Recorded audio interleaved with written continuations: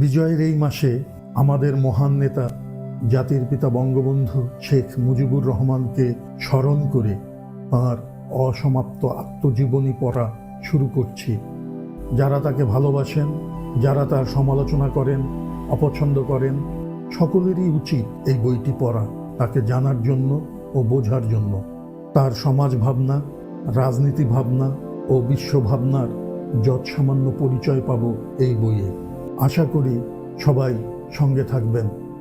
তাঁর ছেলেদের মধ্যে আমির ও আহম্মদ আমার বাল্যবন্ধু ও সাথী। আমির ও আমি খুব বন্ধু ছিলাম। আমিরুজ্জামান খান এখন রেডিও পাকিস্তানে চাকরি করেন।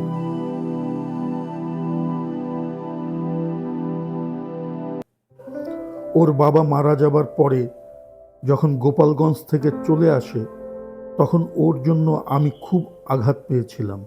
হেডমাস্টার বাবুর কথা মানতে হলো। পরের দিন সকালে খেলা হলো। আমার টিম আব্বার টিমের কাছে 1 গোলে পরাজিত হলো। 1941 সালে আমি ম্যাট্রিক পরীক্ষা দেব। পরীক্ষায় পাশ আমি নিশ্চয়ই করব, সন্দেহ ছিল না। রসরঞ্জন বাবু ইংরেজির শিক্ষক, আমাকে ইংরেজি পড়াতেন। আর মনোরঞ্জন বাবু অঙ্কের শিক্ষক, আমাকে অঙ্ক করাতেন। অঙ্ককে আমার ভয় ছিল, কারণ ভুল করে ফেলতাম। অঙ্কের জন্যই বোধহয় প্রথম বিভাগ পাব না। পরীক্ষার একদিন পূর্বে আমার ভীষণ জ্বর হলো এবং মামস হয়ে গলা ফুলে গেল। 104 ডিগ্রি জ্বর উঠেছে। আব্বা রাত ভর আমার কাছে বসে রইলেন। গোপালগঞ্জ টাউনের সকল ডাক্তারই আনালেন, জ্বর পড়ছে না। আব্বা আমাকে পরীক্ষা দিতে নিষেধ করলেন। আমি বললাম, যা পারি শুয়ে শুয়ে দেব, আমার জন্য বিছানা দিতে বলেন। প্রথম দিনে বাংলা পরীক্ষা। সকালের পরীক্ষায় মাথাই তুলতে পারলাম না, তবুও কিছু কিছু লিখলাম। বিকালে জ্বর কম হলো। অন্য পরীক্ষা ভালোই হলো, কিন্তু দেখা গেল বাংলায় আমি কম মার্কস পেয়েছি। অন্যান্য বিষয়ে দ্বিতীয় বিভাগের মার্কস পেয়েছি।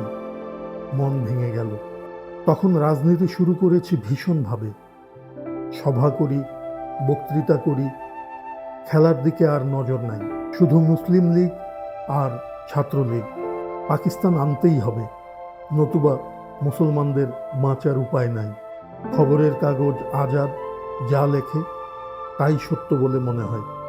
পরীক্ষা দিয়ে কলকাতায় যাই, সভা সমাবেশে যোগদান করি। মাদারীপুর যেয়ে মুসলিম ছাত্রলীগ গঠন করি। আবার পড়তে শুরু করলাম।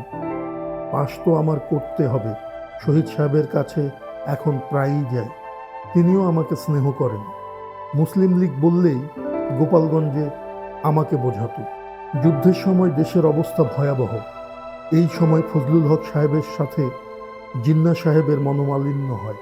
হক সাহেব জিন্না সাহেবের হুকুম মানতে রাজি না হওয়ায় তিনি মুসলিম লীগ ত্যাগ করে নয়া মন্ত্রিসভা গঠন করলেন শ্যামাপ্রসাদ মুখার্জির সাথে। মুসলিম লীগ ও ছাত্রলীগ কর্মীরা তার বিরুদ্ধে আন্দোলন শুরু করল। আমিও ঝাঁপিয়ে পড়লাম। এই বছর আমি দ্বিতীয় বিভাগে পাশ করে কলকাতায় ইসলামিয়া কলেজে ভর্তি হয়ে বেকার হোস্টেলে থাকতাম। নাটোর ও বালুরঘাটে হক সাহেবের দলের সাথে মুসলিম লীগের মনোনীত প্রার্থীদের 2টা উপনির্বাচন হয়।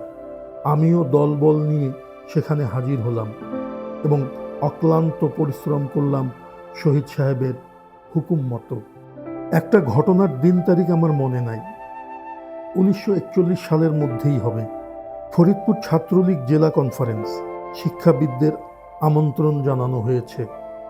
তারা হলেন কবি কাজী নজরুল ইসলাম, হুমায়ুন কবির, ইব্রাহিম খাঁ সাহেব। সে সভা আমাদের করতে দিল না। 144 ধারা জারি করল। কনফারেন্স করলাম হুমায়ুন কবির সাহেবের বাড়িতে। কাজী নজরুল ইসলাম সাহেব গান শোনালেন। আমরা বললাম, এই কনফারেন্সে রাজনীতি আলোচনা হবে না, শিক্ষা ও ছাত্রদের কর্তব্য সম্বন্ধে বক্তৃতা হবে। ছাত্রদের মধ্যেও দুইটা দল হয়ে গেল।